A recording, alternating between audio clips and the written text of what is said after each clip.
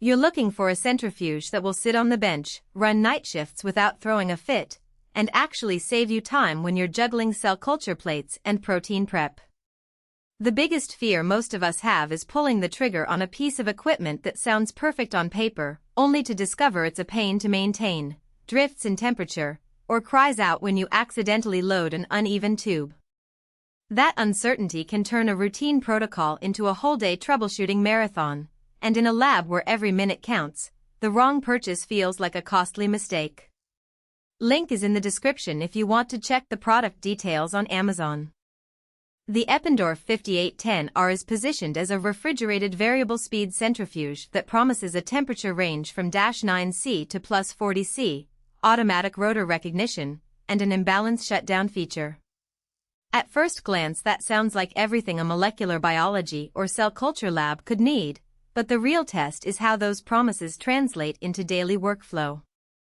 I dug through the spec sheet, skimmed a handful of user ratings, and talked with a couple of lab managers who have already put this model on their benches.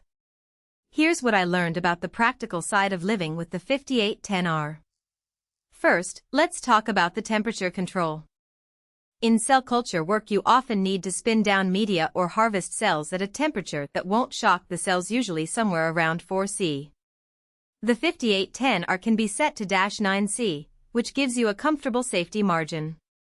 Lab techs I spoke with said they love the fact that they can program the unit to stay just above freezing and then let it run a series of short spins without worrying about a sudden temperature rise.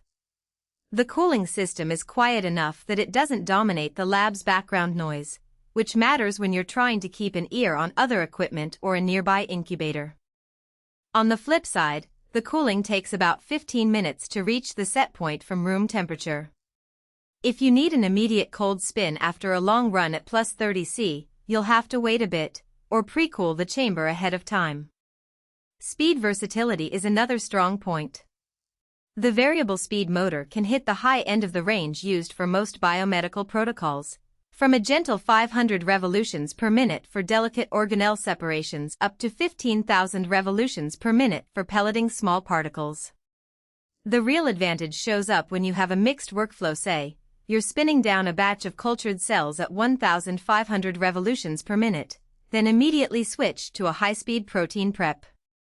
Because the centrifuge lets you store up to 35 programmed methods, you can hit run program and walk away, confident the machine will adjust speed, temperature, and duration without you having to re-enter parameters each time. That reduces the chance of a transcription error that could ruin a precious sample. One of the more subtle benefits is the automatic rotor recognition. The 5810R reads a chip on the rotor and limits the maximum speed accordingly. In practice that means if you accidentally mount a rotor that's rated for a lower top speed, the centrifuge won't let you exceed that limit.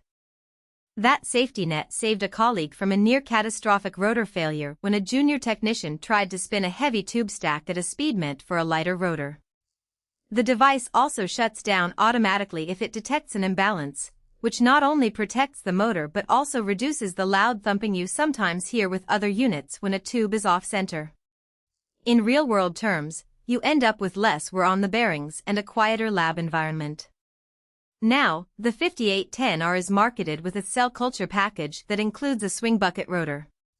The swing bucket design is a good fit for most tissue culture plates because the tubes swing out to a horizontal position, allowing even sedimentation across the whole volume. For labs that run 6-well, 12-well, or 24-well plates, that geometry means you get a consistent pellet without having to tip the rotor later. The downside is that swing buckets take up more vertical space than a fixed-angle rotor, so you need to make sure your bench height can accommodate the full swing. Some users have had to rearrange their bench layout to fit the unit plus the swing bucket's full arc, especially in cramped cell culture suites. Who should buy this? If you run a medium to large research lab that does a mix of cell culture work, protein purification, and occasional nucleic acid prep, the 5810R hits a sweet spot between flexibility and reliability. The ability to store multiple programs means you can standardize SOPs across the team, and the temperature range covers most protocols without needing a separate cold room centrifuge. The automatic safety features also lower the training curve for newer technicians, which can be a real cost saver. Who should skip it? If your lab is a small teaching space that only ever runs a single, low-speed protocol, you're probably overpaying for the temperature range and program storage. The unit's footprint is larger than a basic benchtop centrifuge, and the initial cooling delay can feel unnecessary when you only spin at room temperature. Similarly, if you work exclusively with fixed-angle rotors for high-speed viral pelleting, the swing bucket package